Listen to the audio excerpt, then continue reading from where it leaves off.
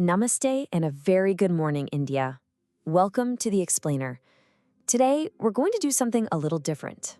Instead of just giving you a list of today's headlines, we're going to connect the dots. We're going to take all the news from August 6th, 2025, and piece it together to really feel the nation's pulse and see the bigger story that's unfolding. I mean, think about it, right?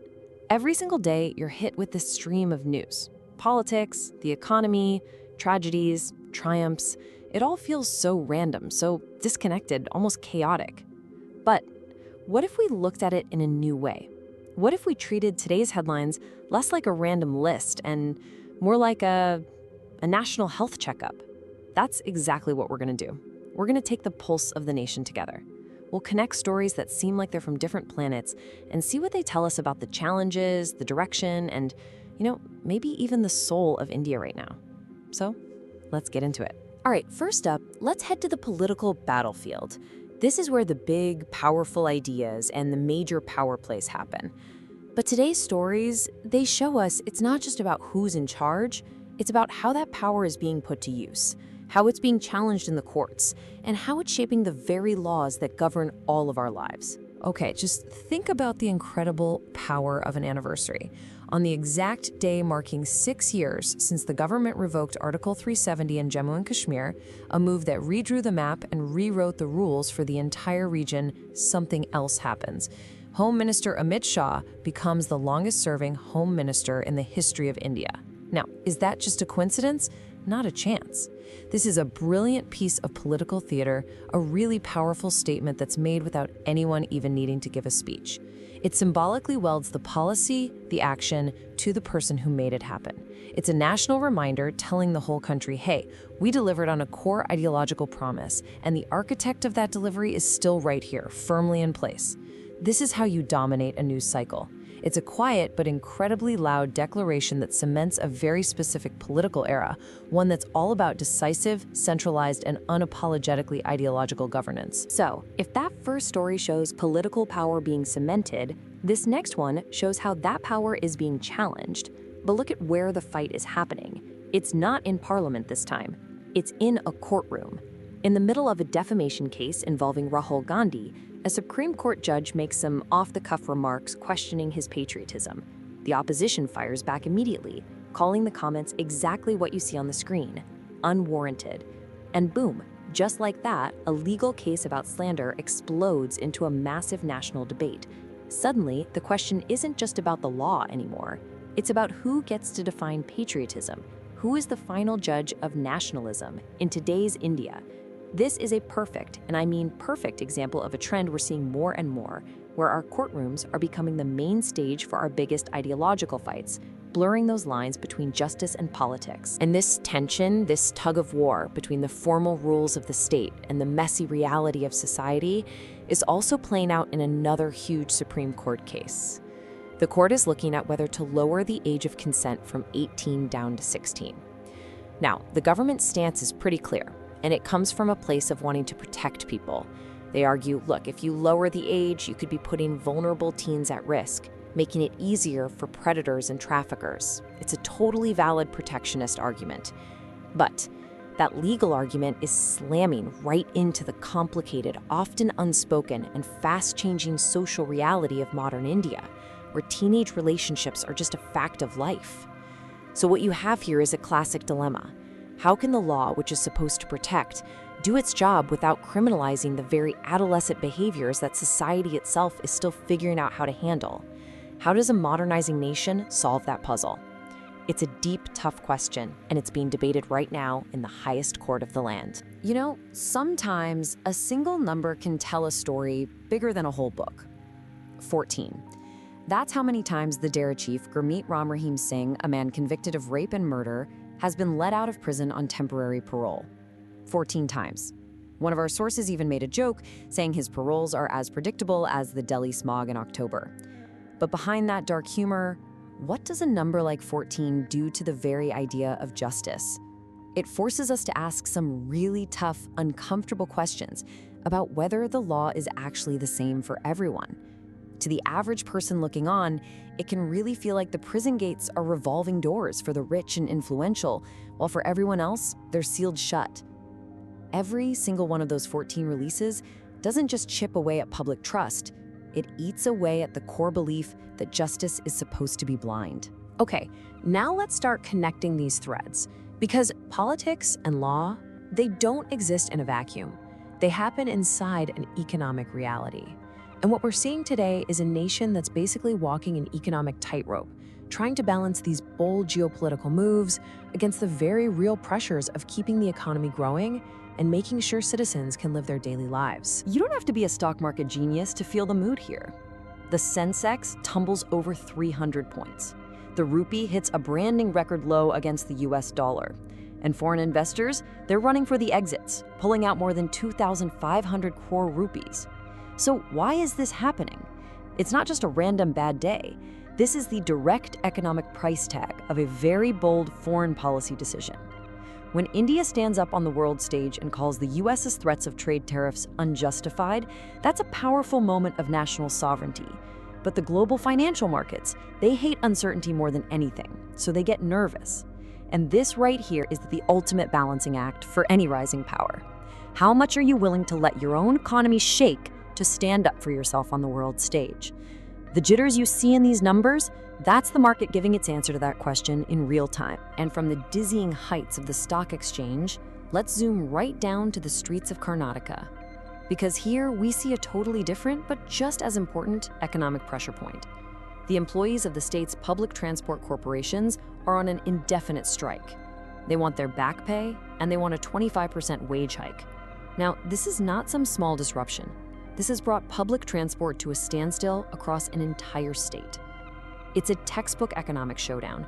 On one side, you have the completely legitimate demands of workers asking for fair pay, especially when inflation is hitting everyone.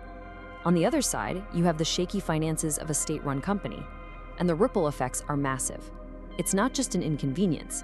It hits the daily wage earner who can't get to work, it hits small businesses, it disrupts the entire economic heartbeat of the state. This is a raw, immediate clash between workers' rights and government budgets. And just when you think you've got the economic picture figured out, the Supreme Court comes in and throws this fascinating curveball. They struck down a government rule that basically let educational buildings skip getting an environmental clearance before being built. But it's the reasoning from the court that is absolutely mind-blowing. The court's own words are right there. Education is now an industry. Wow. Just let that sink in for a second. This is not just a legal ruling, it's a huge comment on modern India. The highest court in the land is officially saying that education, which we used to think of as purely a social good, now often operates with the size, the money, and the environmental footprint of a major industry. And if it looks like an industry and acts like an industry, the court says, well, then it has to be regulated like one. This is a landmark moment that redefines the line between social development and industrial rules. So we've seen the political currents at home, we've walked that economic tightrope. With all of that domestic pressure in the background, let's zoom out and see how India is playing on the world stage. And it really is a fascinating, complex game of chess. We're seeing deliberate moves to build new alliances, all while dealing with some very tense situations around the globe. Here we see India making a very clear, very assertive move on that global chessboard. The relationship with the Philippines has been officially upgraded to a strategic partnership. Now, that's a fancy diplomatic term that gets used a lot, but look at what's actually behind it. 14 separate agreements, a heavy focus on defense and security on the seas, and joint naval exercises that are already happening. This is India's Act East policy kicking into high gear.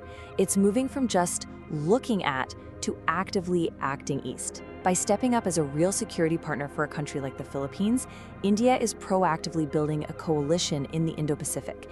It's a clear strategic move to create a counterbalance to China's growing influence in the region. This is what hard power diplomacy looks like in action. And here you have the other side of that strategic coin, which is just as important. You can have all the warships and defense deals in the world, but real, lasting friendships are built between people. So at the same time as all the hard power moves, India makes this brilliant soft power play, a completely free e-tourist visa for all Filipino nationals. It's an open invitation. It's a simple but incredibly powerful gesture to build goodwill from the ground up, through tourism, through business, through cultural exchange. This isn't just a nice thing to do, it's a strategic investment. You're creating a deep well of friendship and mutual understanding that you can rely on when things get tough diplomatically.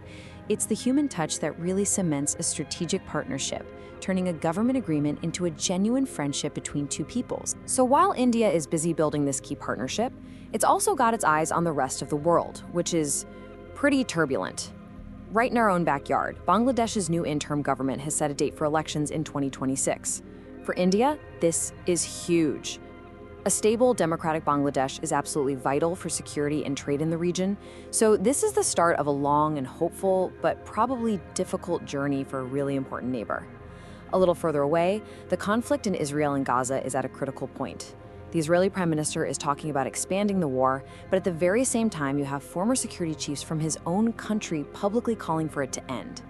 That internal disagreement matters a lot to India because it could signal a shift in a conflict that has huge global consequences for everything from oil prices to international relations. These are the stormy seas India has to navigate every single day. Okay, we have talked about high-level politics, global economics, and international strategy. But a nation isn't just its GDP or its foreign policy. A nation is its people. So for this last section, let's bring it all the way down to the most fundamental level there is, the human story. This is where we see tragedy, triumph, and even time itself playing out. This slide just perfectly captures the breathtaking, whiplash-inducing duality of life in a single 24-hour cycle. On one hand, you have absolute tragedy. A cloudburst in Uttarakhand has killed at least 4 people. And as the reports are making clear, this isn't just some random act of God. This is a reoccurring man-made disaster. It's born from that dangerous collision of climate change with careless, unplanned construction in a very fragile ecosystem. It is just heartbreaking. And then, on the very same day, you have this story of pure, undiluted triumph. A 9-year-old girl, Vedika Bansali from Bengaluru, wins her age group at a World Golf Championship.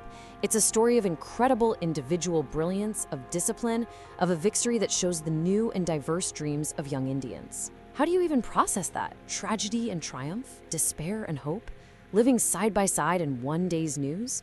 It's the ultimate reminder that a nation is never just one story. It's millions of stories of heartbreak and joy all happening at the very same time. This is the reality of our nation. And for our final story today, we've got one that feels like it's straight out of a science fiction movie, and it kind of puts all of our human drama into a bit of cosmic perspective. So it turns out the Earth is spinning a little bit faster lately, just a few milliseconds faster, but it's enough that our super-duper precise atomic clocks, the ones that run our entire digital world, are slowly getting out of sync with the planet's actual spin. And the proposed solution is something called a negative leap second. I'm not kidding. Scientists are seriously talking about deleting a second from time itself to let everything sync back up.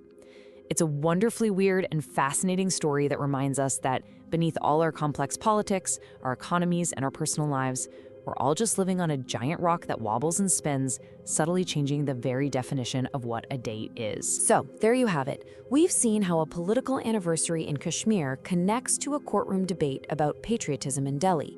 We've seen how a strong foreign policy stance can rattle the stock market in Mumbai, while a bus strike grinds an entire state to a halt. We've seen how the tragedy of a flood can happen on the very same day as the triumph of a young golfer.